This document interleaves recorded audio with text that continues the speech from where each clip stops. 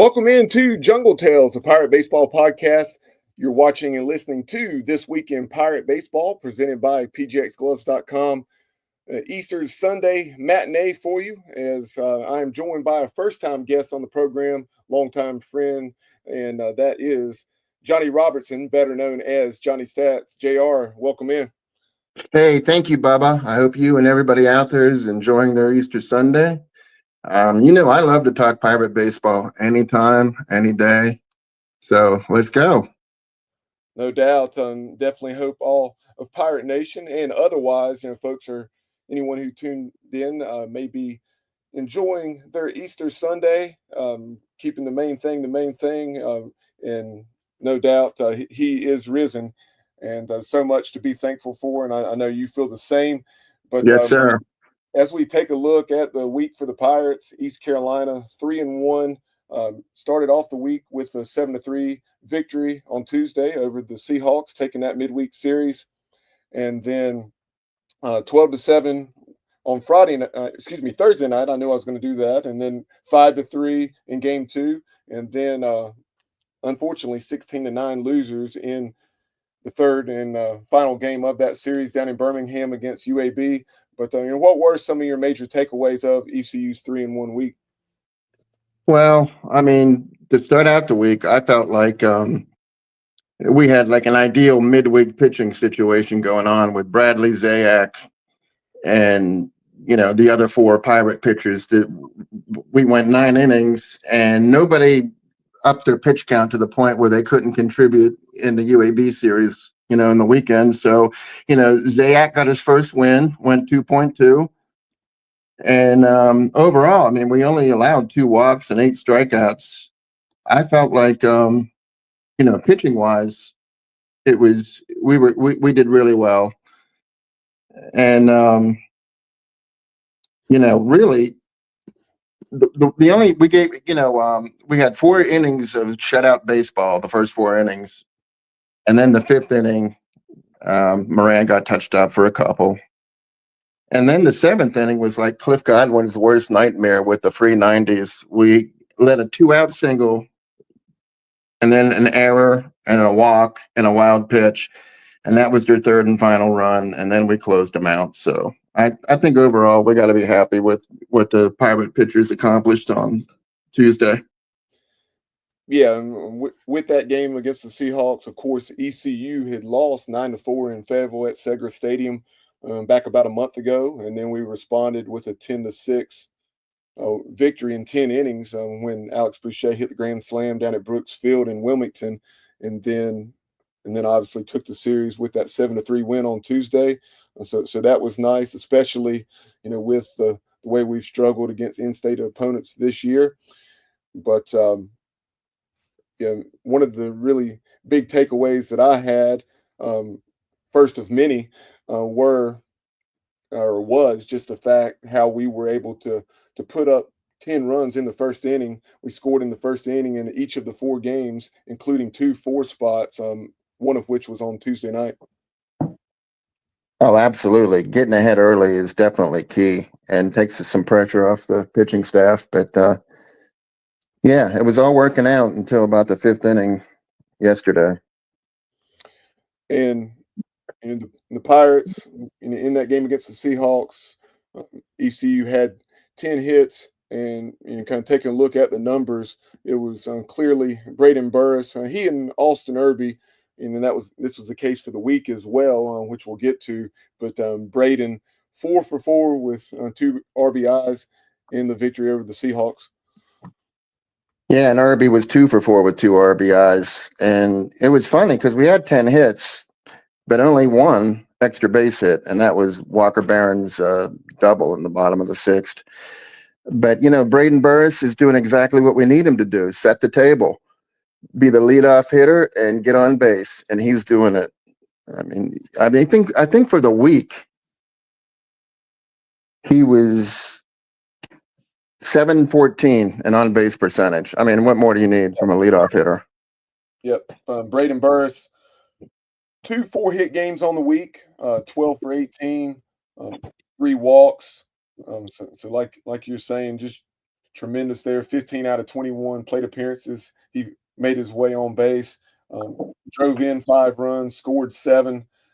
Entered the week with a 5-game hit streak, and needless to say, he extended that to 9 games. Austin Irby, you think back, Johnny, to last weekend against Charlotte, that Saturday game. Uh, Austin Irby was set down, I believe, the first game all year that he hadn't started, if I'm recalling correctly. Yep, And now absolutely. he's riding a 5-game hit streak. Yep. I guess Cliff's a genius because I questioned it at the time. I thought it might do the opposite. I thought it might like hurt his confidence, but that's why I'm not the manager and Cliff is because he knows what he's doing. Yep. And one final thought, or a couple, as we take a look at this UNC Wilmington game and then progress to the weekend. But you mentioned Brad Zayak. It was nice to see him 2 2/3, shutout baseball, 3 hits, 3 strikeouts, and probably the best thing was no free passes. Which obviously, yeah, they got 3 hits, but no one was on base via those free 90s to score when they did produce a few hits, and then Colby Wallace, he was terrific. You had him late in the game, 2 shutout innings, 3 Ks, and he did hit a guy, but no walks. Yeah, Colby's money. I mean, what more can you say? I mean, he always gets put in there when there's at least 2 or 3 runners on base. Like he's never put in there with like empty bases. He's always in a stressful situation, and more times than not, he comes through and gets us out of it. So hats off to Colby. Pirate Nation, if you're tuned in live right now on YouTube or Facebook, let us hear from you on either of those platforms. But we definitely appreciate you tuning in, whether it's live or archived. Our archive can be found on either of those platforms, but also Spotify. And we're still striving to make Apple Podcast happen, but that's still a work in progress. But Justin Butt Um, chimes in via Facebook saying, "What's up, Bubba Rosenbaum? What is up, Justin Butts? I know you were at historic Granger Stadium yesterday, calling a high school Easter tournament. Let us know about that. And go ahead, JR. I know you're going to chime in with something." oh no, I was just going to say, speaking of Colby, like on Thursday, he got things started with a home run in the first inning to put us up, and then he closed things out on the mound in the ninth inning with a scoreless ninth. So, I mean, Colby is just he's so valuable in so many ways, and I know he's going to get better. And I just feel like all the Pirates were. I know we lost yesterday, but there's so many Pirates heading in the right direction right now. I think we'll be okay. There definitely are, and it's great to see. Although in the mid to late innings in Saturday's game, we did not, have the production we would have liked. On the whole, the offense does seem to be making strides. You have, I mentioned the hit streaks, 9 games for Burris, 5 for Irby.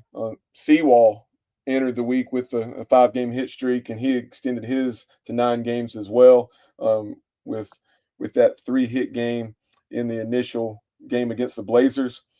And moving to that game against UAB on Thursday evening, unfortunately, we did not get a good start from Ethan Norby, his least productive start of the year, going just 2 innings, I think 64 pitches, if I'm remembering right, in those 2 innings.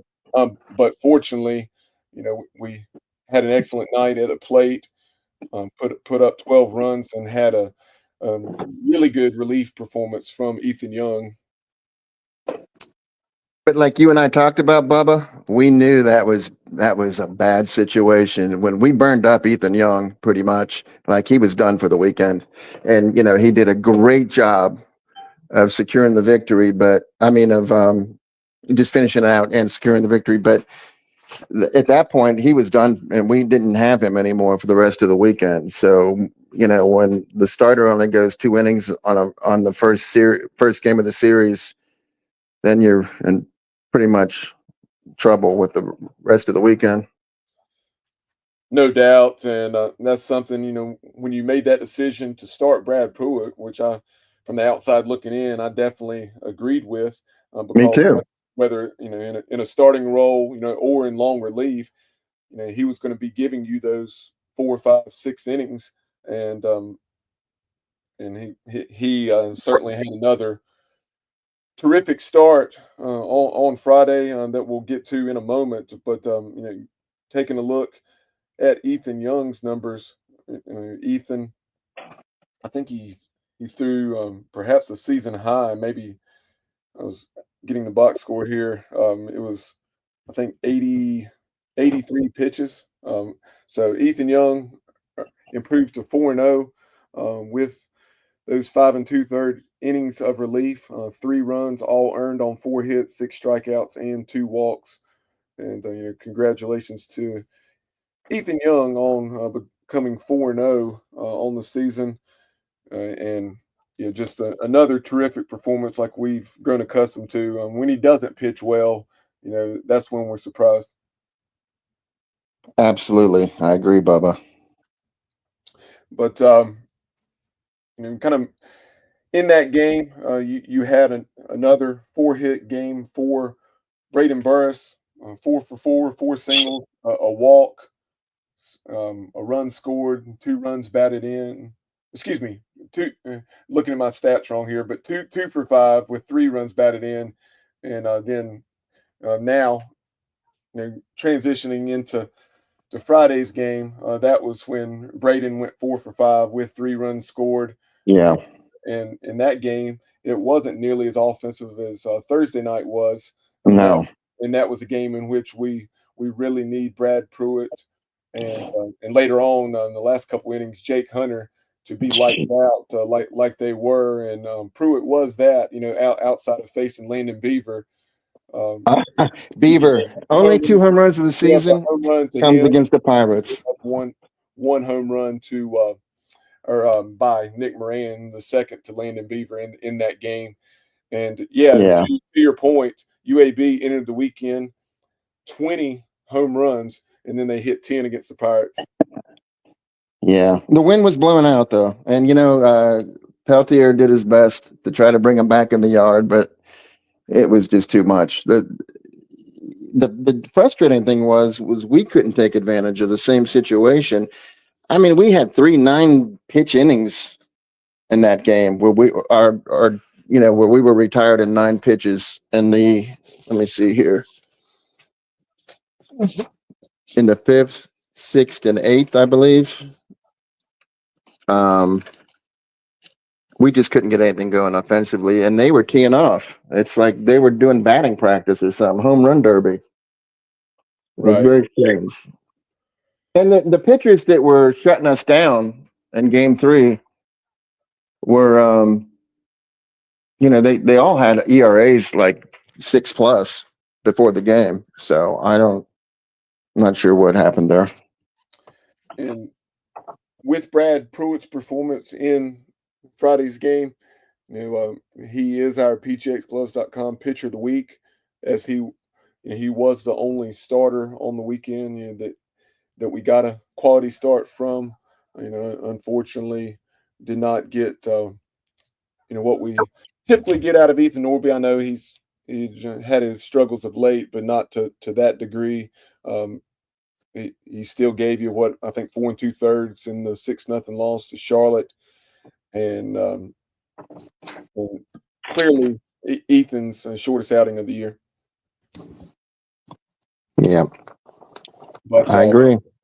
so yeah, there you see Pruitt's final line: 6 1/3, 2 runs, both were earned. As it came on that bomb by Beaver, and then Beaver. and then you had that was just one of 2 hits allowed by Pruitt, and then three strikeouts. So not quite as high of a strikeout total, but the main thing is Brad was getting them out. It doesn't matter how he does it, and congratulations to Brad Pruitt on our Absolutely. PJFL.com Pitcher of the Week award. Absolutely. It gives us, reason for optimism going forward with Brad and Jake maybe getting in their groove late season and carrying us forward And forward. and speaking of Jake, late in that ball game, he was lights out, and we need him for him to be, because we just had the 2-run lead, and I think he threw something like 20 pitches in those 2 innings. So he was very sharp, getting ahead, and his breaking stuff, that slider was tremendous. Absolutely. Hopefully that continues. Yep, definitely need for it too, because you look at it right now, Jr. There's really only about 5, 6 arms, and obviously here recently with Norby and Jenkins this weekend, had not pitched well, and that's been a couple weeks for Ethan. But then and Sean, that was really surprising, his outing yesterday, because he was lights out a week ago. Ah, he And came off a 6 inning save. I mean, who has a 6 inning save? I've never even heard of that before. That's a rare bird right there. And he pitched very well. He looked great. He started out the first inning good, striking out 2, giving up 1 hit. And then it started to come apart for him. But what do you think about, you think at any point we could see a Brad Pruitt Friday night starter?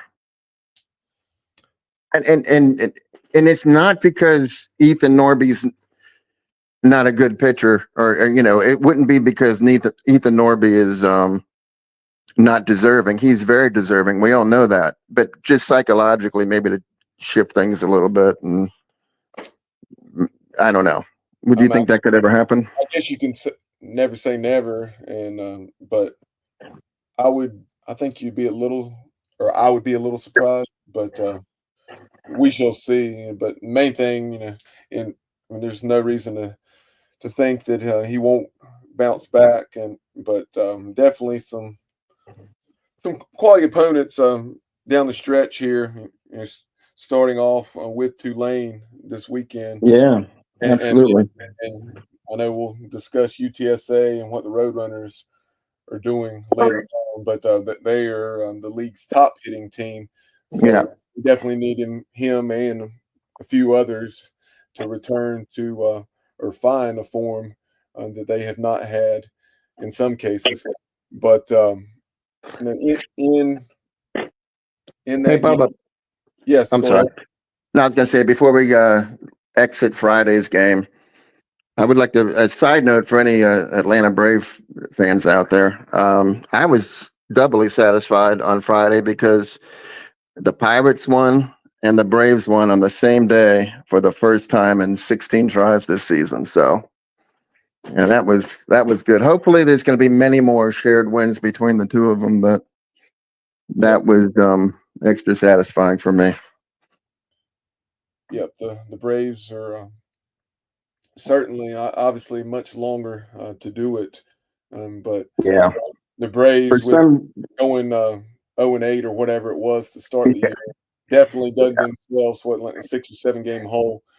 But but so maybe they're both on track now, and we can proceed. something I did want to mention about Thursday's 12-7 win is the 16 hits that ECU had was a season high, and in that game you had 7 Pirates with multi-hit games. We talked about the performance of Braden Burris, but then and then also you had Walker Barron, Alex Boucher, that trio with Boucher, Barron, and Burris had multi RBI games. So it was a game in which the offense was really clicking on all cylinders, and the fact that ECU put up a 12 spot wasn't because um, of a lot of free passes. It was, as we had seen in those VCU games or William and Mary, it was more because we were really hitting the baseball. Yeah, absolutely. And so, moving to the series finale, you got off to an 8-1 lead, and that's what yesterday. I had traveled up to Boone to take a look at App State and James Madison. As many know, Britt Johnson, East Carolina football alum, is actually the recruiting coordinator and third base coach for App State. So used the long weekend as an opportunity to go watch them play, but definitely was following our game, and then watched it last evening after returning home. And yeah, I mean, you couldn't have scripted a better start. Hardly 8-1 after 2.5 innings, and from that point, it just took a total nosedive, and we got outscored 15-1 from that juncture. We did respond the next inning, with the solo shot by Austin Irby, his second of the game, but and then 11 straight for the Blazers. Yeah, that was kind of ugly. I'll take part blame for that though, because when it was 8-1, I was busy texting people that we're going to 10-run rule them, and yeah, that didn't happen. So, yeah, that was ugly. But we'll do. But we'll get him. We'll get him. Yep, and we talked a few times now throughout the show about the performance of Austin Irby, how Austin, after not starting in the second game against Charlotte, he bounced back, with the RBI knock on Sunday against the 49ers, and this week 2 for 4, 2 for 5, 1 for 3, 3 for 5. Austin Irby is our PGXGloves.com player of the week, 8 for 17. As I mentioned, 2 bombs, both of those coming in Saturday's game against UAB, 2 doubles, 4 runs scored, and 9 driven in. And I know some folks are probably thinking, with the numbers we rattled off earlier for Braden Burris, and Braden Burris has been our PGXGloves.com player of the week probably at least twice, maybe 3 times already. And it was very difficult to go away from what he did, 12 for 18, and reaching base 15 out of 21 times, etc. Also continuing to play an excellent left field. But the Pirates really needed for Austin Irby to find his form from the first half of the year when he was hitting up there more in the 270, 280 range and producing for the Pirates, and we were able to get that over the last 5 games, and Yeah, I that's really great to see. will continue, and not only is he hitting in almost a 500 clip and having a lot of quality at bats, but a lot of power, and those doubles Yeah, this year have been something that the Pirates have been lacking a little compared to previous seasons. absolutely. It's funny. Irby hit 2 home runs against Gardner Webb, and then he had a 28 game slump where he didn't hit any home runs. Then he hits 2 home runs, against UAB. So hopefully he's back on track, and we can look forward to more Irby blasts in the near future.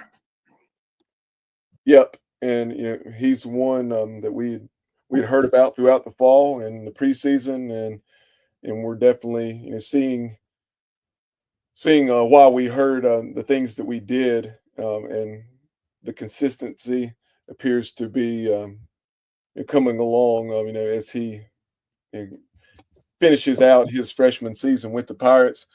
Any final thoughts? I did want to. You talked about stellar effort out of the Blazers bullpen yesterday.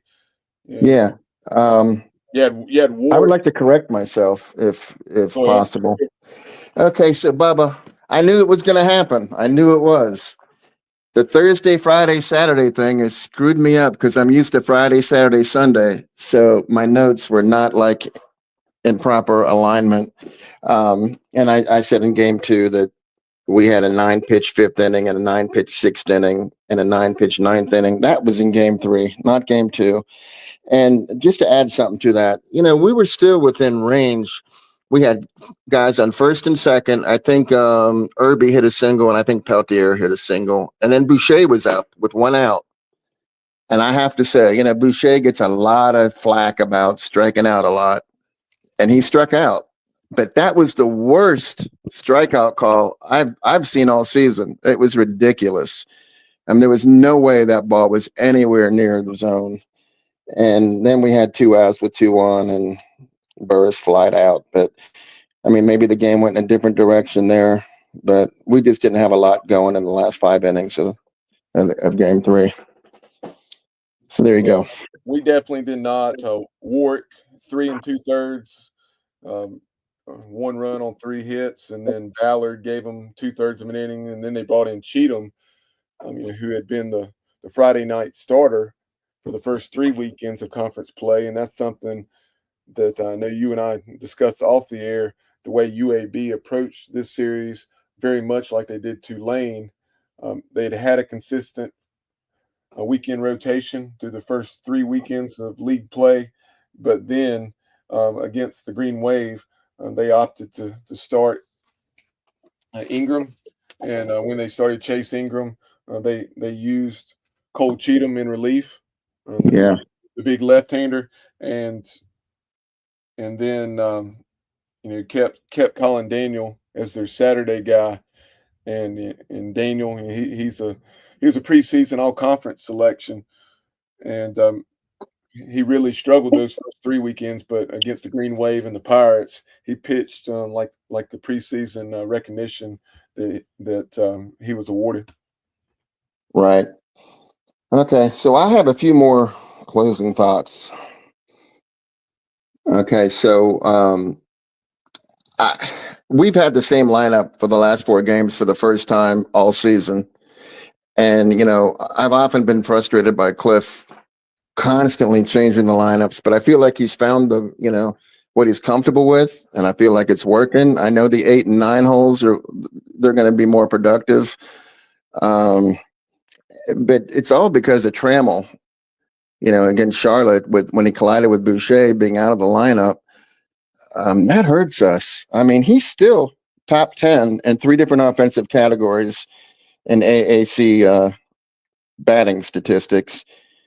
And he played a good, he was, he's going to be missed. That's all I'm saying. I mean, hopefully he'll be back sooner than later, but anytime you're talking about a shoulder, it's not really too promising. So, hopefully he'll come back, but we're missing Braxton Trammell, no doubt about it.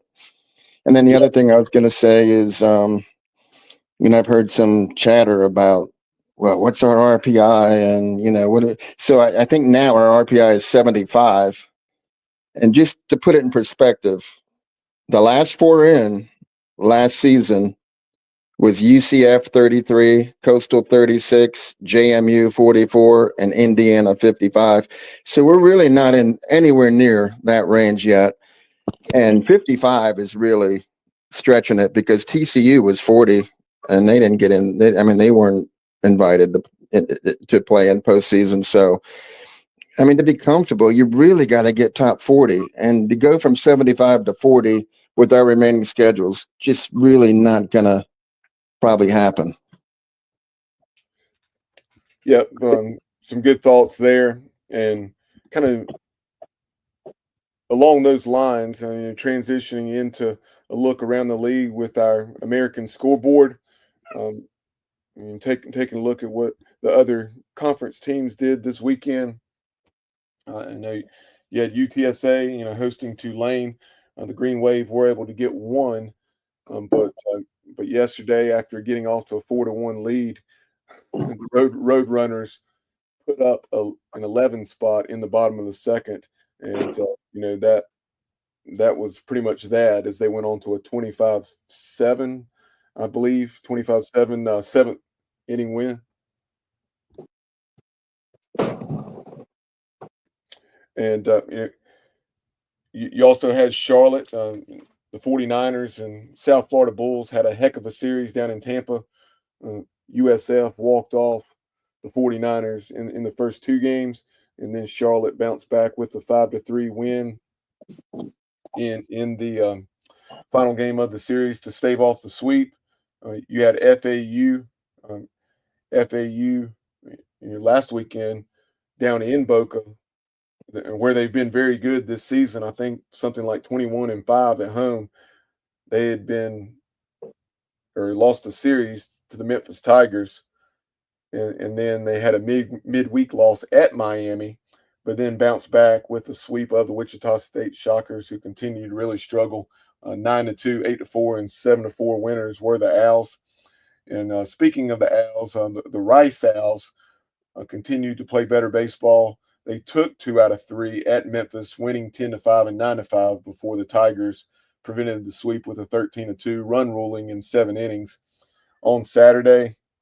But they, you know what? Before that, they had beaten South Florida 2 straight and closing out that series. So they actually, they've won 4 out of 5 games. And you and I spoke, and we were like, "Hey, glad we got them early because they're going to beat some people," and they are, and No doubt. they're proving us right about that. And that's something Cliff said after that series, and I'm sure a lot of folks were saying, "Well, yeah, just of course." I mean, it's kind of the Lou or Skip Holtz, school of thought there as far as really talking favorably about your opponents, and yeah, that's true. But at the same time, folks who knew what they were looking at, with a couple of those Yeah. starters, knew they had a couple quality arms there, as well as maybe a couple quality arms out of the pen and a few decent pieces in that lineup. And like you mentioned, they took 2 out of 3 from South Florida, and that was at Reckling Park there in Houston. And then of their first 3 series against FAU, East Carolina, and Tulane, all of which, but the ECU series were on the road. They had lost 5 games by 2 runs or less, if I'm not mistaken. So, Yeah. so they're finally able to. I hope they continue to beat some people because we don't have to play them anymore. Yep. And now taking a look at the league standings, you have UTSA out front at 12-3, 30-10 overall, and that a very solid 28 RPI, which if that holds, even if they were not to win the conference tournament, you love their chances of getting in. And then South Florida, after taking 2 out of 3 from Charlotte, back in second place at 10-5, 22-15 overall in Mitch Hannon's first season, after coming over from Indiana State. FAU, East Carolina, and Charlotte are all at 9-6. And then you have Tulane at 8-7, UAB 5-10, as well as Rice, and then Memphis and Wichita State at 4-11. And I think it's pretty safe to say that Wichita State has been the disappointment of the year, at least to me, because they really made some strides in year one of that staff. And I don't recall exactly what they lost, but I don't think anybody expected to see them at 11-26, 4-11. So there you have our American Athletic Conference scoreboard and standings. And now, JR, before we move to our Pro Pirate report, and JR, if you're, I see you got kicked out. If you can hear right now, you cannot be seen. So I think you're having an issue with your cell phone. But so transitioning over to our Pro Pirate report, we now have 6 Pirates in the big leagues, and that 6th Pirate is Zach Agnos. How about Z getting the call up to the show? The news broke on Sunday afternoon, and this is what a lot of folks, thought would happen, just because of the Rockies' need for arms, as opposed to the Giants, and definitely would not be surprised to see Carson Whisenhunt in the big leagues in the not too distant future. and give ECU a seventh big leaguer. But congratulations once again to Zach Agnos, who really didn't pitch that much for the Pirates, but he found his niche, as a PO in pro ball, and definitely very excited for him, and look forward to his debut. I think he had something like a 2.4 ERA through 6 or 7 appearances with AAA Albuquerque, the Isotopes, and the other Pirates in the show. You have Burley, Alec Burleson, is hitting a little over 260. I think 263 of last check, and yep, Burley 263, 15 out of 57, 5 runs batted in. Jeff Hoffman definitely showing why the Blue Jays, paid up for him the way they did. 3 years, 33 million, 10 appearances. So he's seen action in essentially half of the Blue Jays games thus far. 2-0, 5 saves, a 1.59 ERA, and across 11 and a third innings, 16 strikeouts, and not a single walk. Ethan Norby, after his minor league rehab stint with the Jacksonville Jumbo Shrimp, I may have said Ethan there. Connor Norby, 1 for 5, 1 for 4, and 0 for 2 in his first 3 games with the Marlins.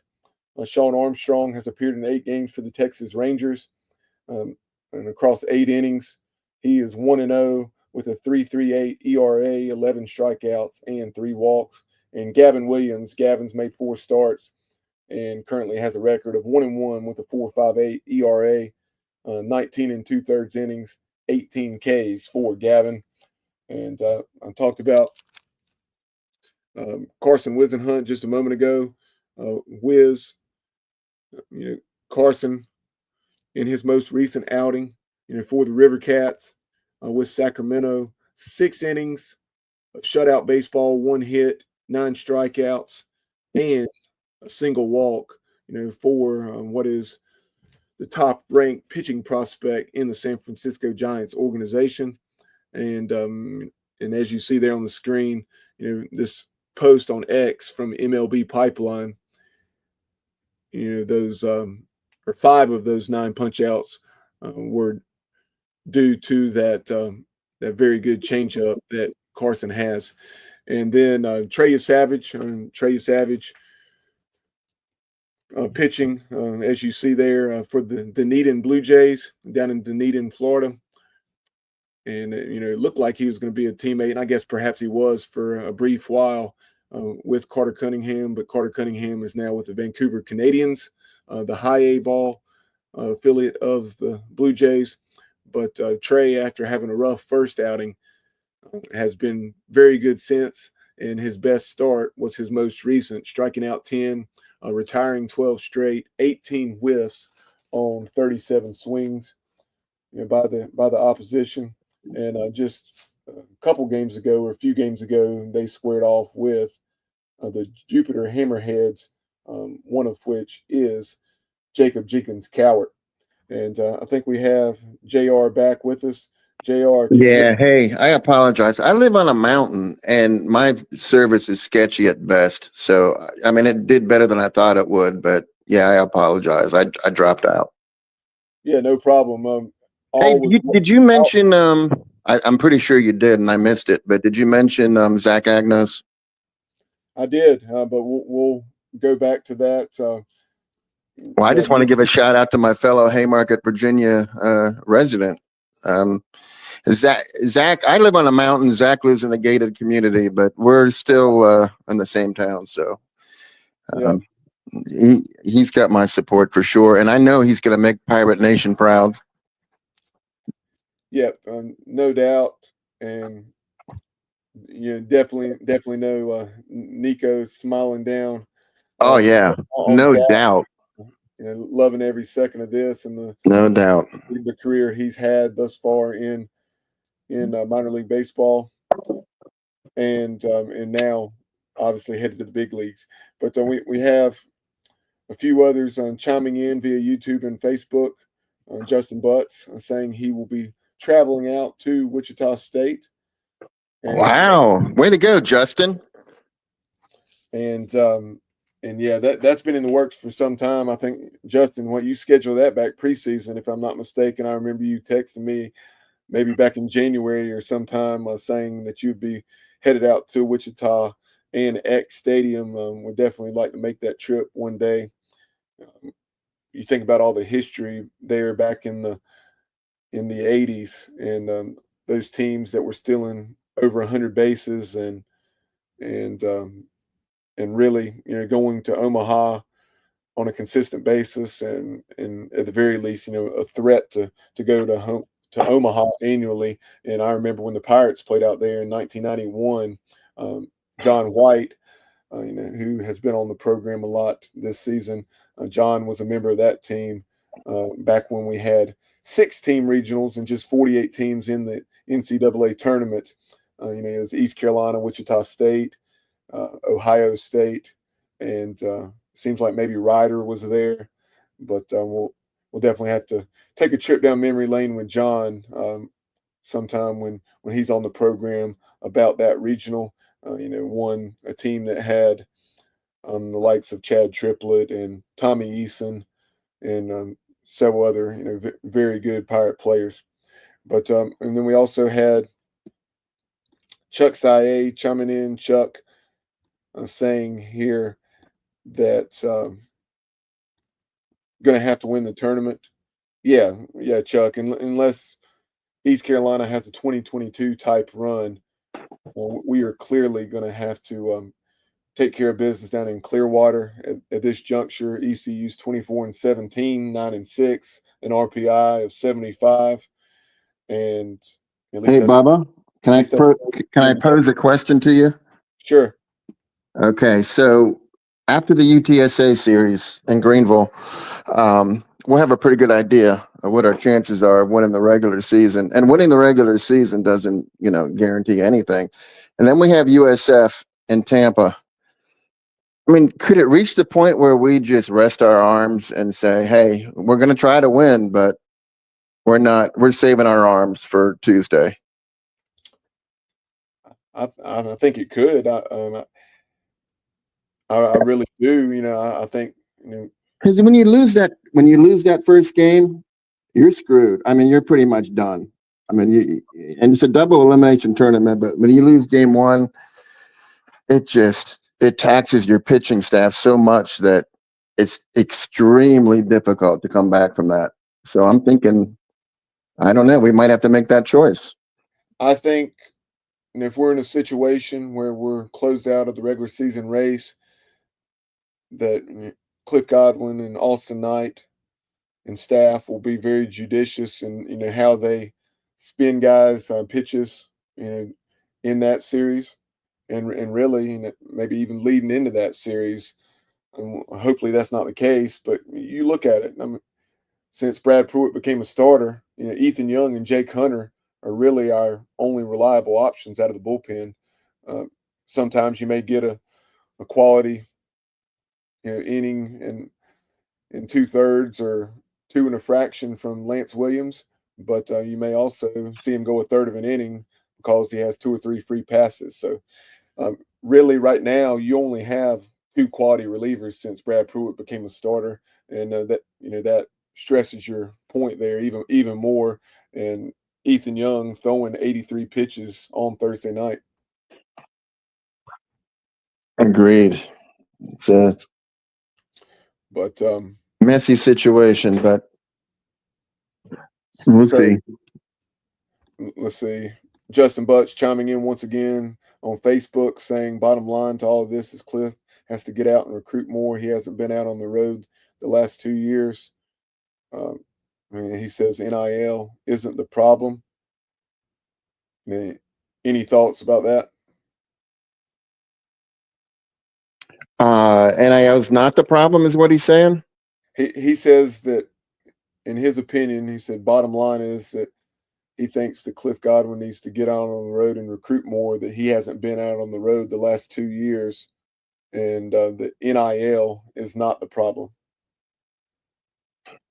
I mean, I don't know how I feel about that. I mean, Cliff has done a good job of getting talent in here. Now, right now, we have a lot of young talent, but no, I don't know that he has to get out on the road. I think he's doing fine. I mean, what do you think? What is your feeling on this? I I've heard you know I've heard those rumblings. I think it's I mean, that how many people wanted Brad Jenkins on their team? what I will say is that I don't think anybody wants to win any more than Cliff Godwin, and that if I think if I mean, he Sean Jenkins. I'm sorry. Go ahead. I think if he believes that that's an issue, I think he'll do what he needs to do to rectify it. But I think it's probably a little too early to say I that. agree. I Uh, completely agree.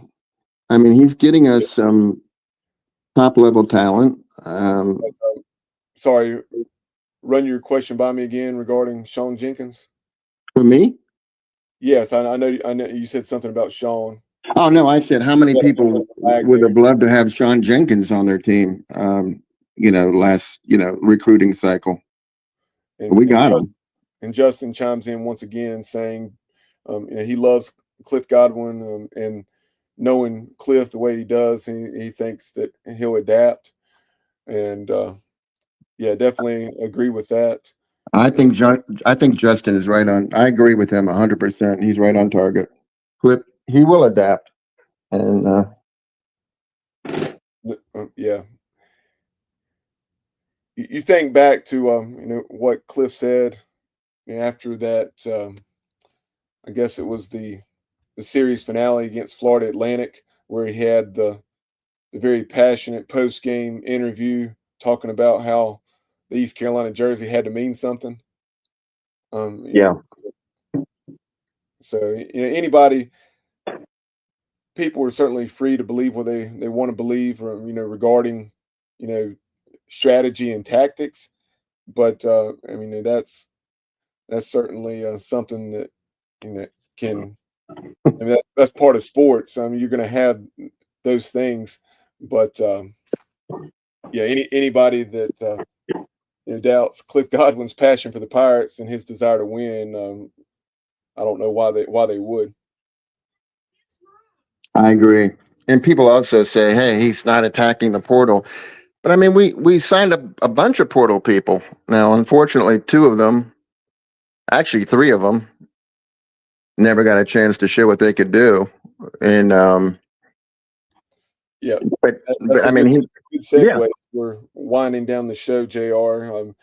Obviously, you're talking about guys like Ryan Towers from Loyola Marymount, the talented lefty that yeah, that was going to be at the very least a key arm in some way, shape, or form. Very possibly a weekend starter. Same thing for Brett Antolik. In the words of absolutely. Austin Knight, I believe it was on Pirate Radio, but on one of his interviews with the local media, he said that Brett Antolik, to give you an idea of his ability, that he would have been penciled into the rotation going into the preseason. Yeah, and that's what I was led to believe. You know, preseason. That's what I thought. So I Right. mean, he's done his job. Not to mention, we have another pitcher that really never had a chance. And I'm trying. He was from Illinois. at, Boy, at one juncture, Brett Trevor Antolik. Jackson. Trevor Jackson. He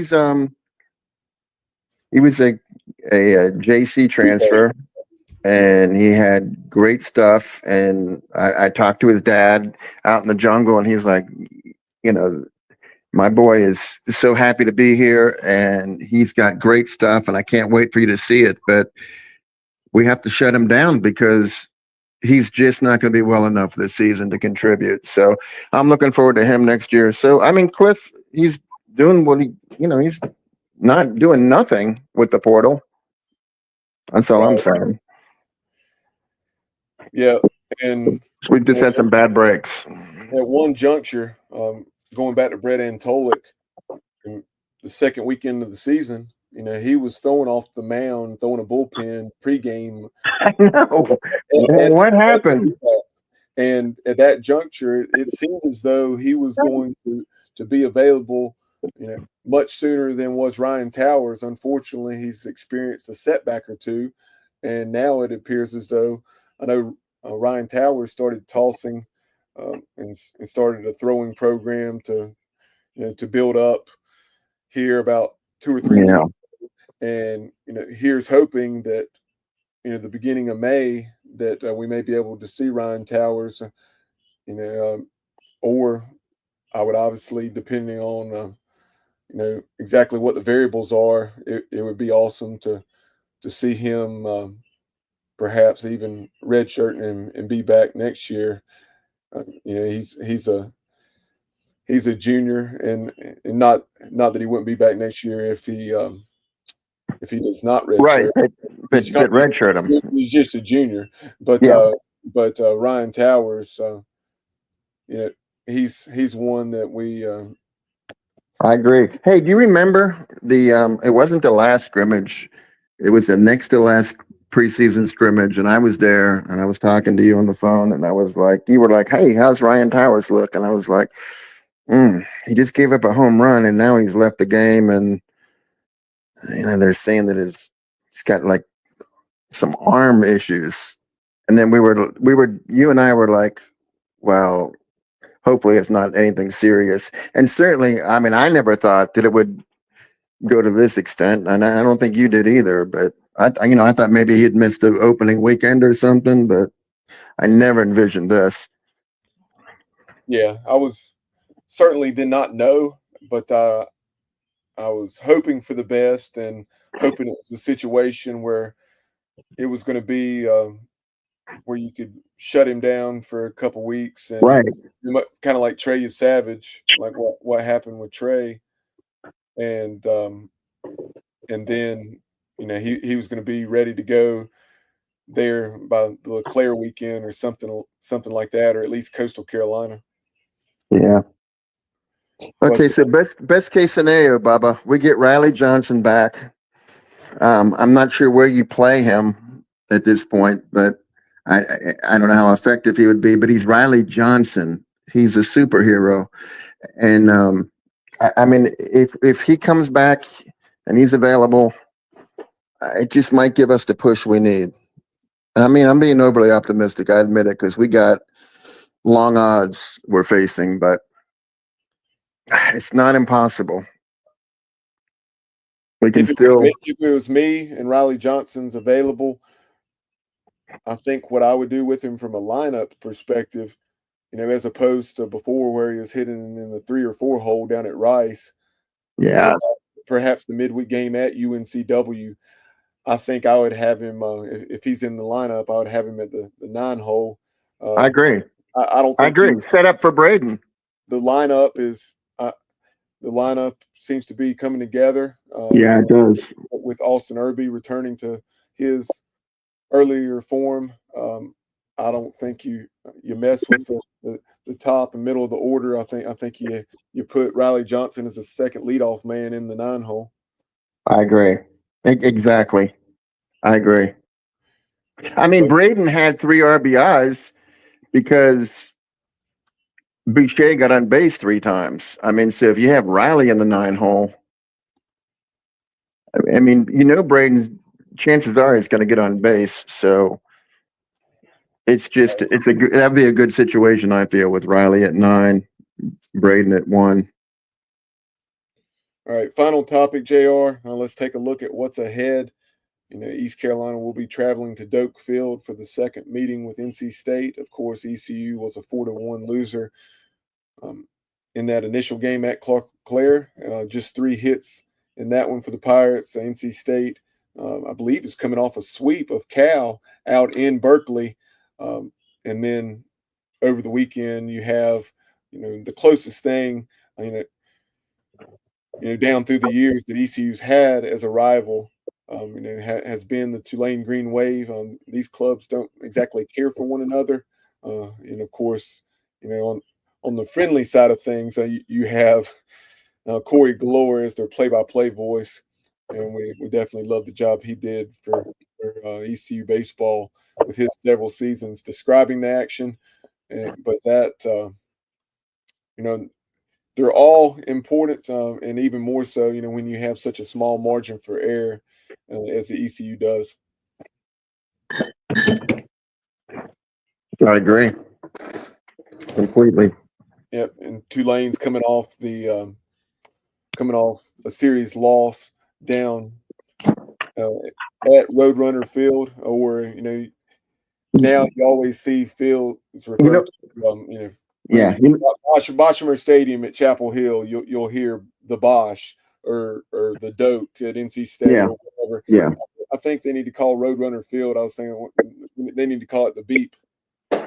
Hey, what about the field at UAB? That's not the best college baseball field I've ever seen. That was Yeah, like, well, the I playing don't field know. is excellent. I know you're talking about the stands, and no doubt I checked out Young Memorial Field in December of 22 when I was there for the Birmingham Bowl, and that synthetic field was actually being installed then, not too long before that 2023 season, and has that checkerboard infield in the turf and the Blazer logo in center field. But yes, the rest of that facility, with the grandstand and so forth, definitely leaves a lot to be desired compared to Absolutely. programs in the American, and that'll be a fun topic at some point. This came up on social media here in the last few weeks. Prior to that Charlotte series, Charlotte had tweeted a picture of Hayes Oh, Stadium, I saw that. Yeah, which I is saw really that. nice. It's not a bad stadium at all, No, but saying it's better than Clark LeClaire is an absolute it's a joke. joke.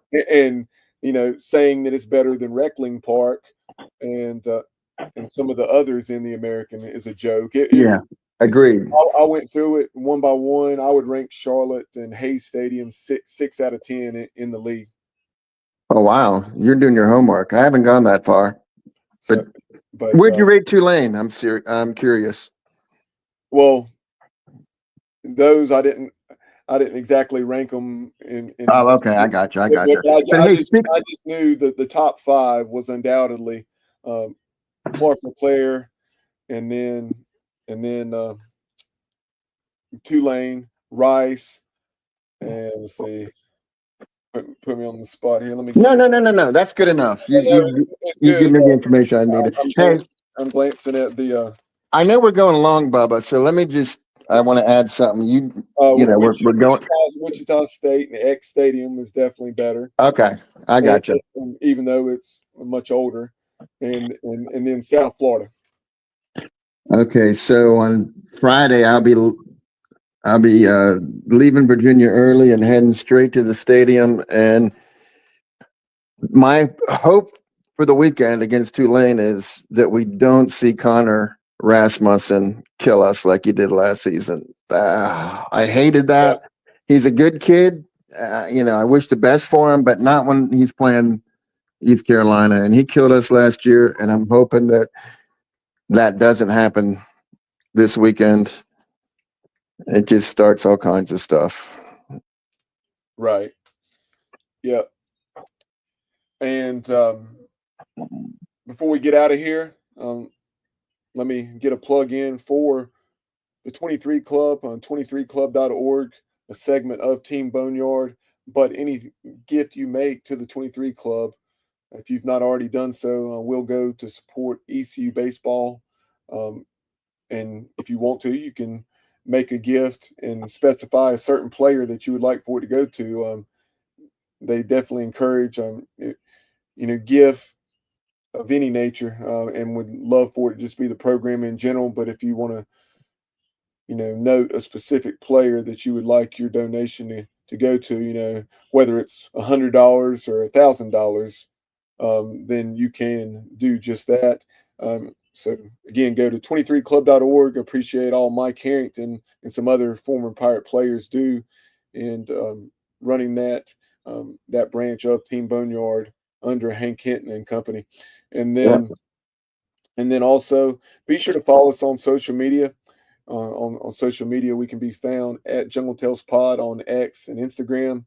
And then also we're on Facebook, YouTube, and Spotify. But really appreciate everyone tuning into the show. Again, each and every episode of This Week in Pirate Baseball is brought to you by pjxgloves.com. Appreciate this loyal support of Mark Minikazi. And, one of the things that or some of the items that Cause and pjxgloves.com can provide you with, you see there on the screen with the GOAT batting gloves. They also have GOAT, receiver or DB gloves for football. And then some ECU themed purple and gold golf gloves for all the Pirate golfers out there. But those will make excellent gifts, for birthdays, or you have Father's Day just around the corner. What East Carolina dad would not love receiving a purple and gold golf glove to sport when he's on the links. But any final thoughts before we get out of here, JR? Just a prediction for next week. Maybe I feel like the 7, 8, 9 part of the lineup is ready to step up, and I think they will in the upcoming week. Well, the 7 has already stepped up, but I think that we're going to get good production from 7, 8, 9 coming up, and I'm hopeful that we go 4-0. I mean, it's not crazy, but we'll see. My prediction will be that Ethan Norby will bounce back with a quality start after 2 or 3 pretty challenging outings, especially the last 2. But I think Ethan will bounce back, and Okay. the team as a whole, with our lack of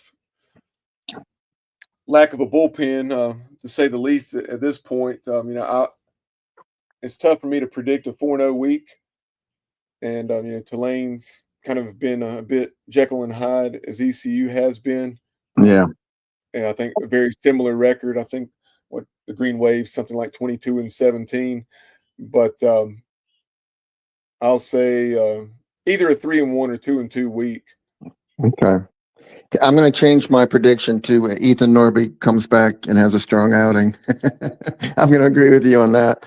Maybe we'll both be right. I mean, I agree. Ethan will. We know who he is. He's going to come back strong. We know that. The wild card is Sundays in the AAC. It's just crazy. Anything can happen. Nothing is guaranteed. Anybody can beat anybody. So. And that's something we were talking about off the air, about how UTSA series against UAB unfolded very much like the Pirates. They Exactly. took 3 after winning the first 2 games. They got beat something like 13-3 on Sunday. That is true. Very true. All right, Baba. Hey, thank you for having me on. I definitely enjoyed it. And thank you to all the listeners. And hopefully talk to you soon. Yeah, likewise.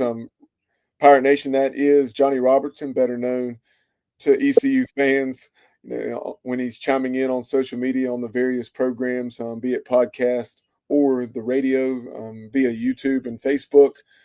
But appreciate Johnny's stats and his input on this edition of This Week in Pirate Baseball, the 39th episode of Jungle Tales, a Pirate Baseball podcast. Spread the word about the show to your Pirate friends, and you tell them, if they're an East Carolina baseball fan, that and we would appreciate their support of Jungle Tales. But that will do it for this episode, and we'll talk to you soon. And as always, go Pirates.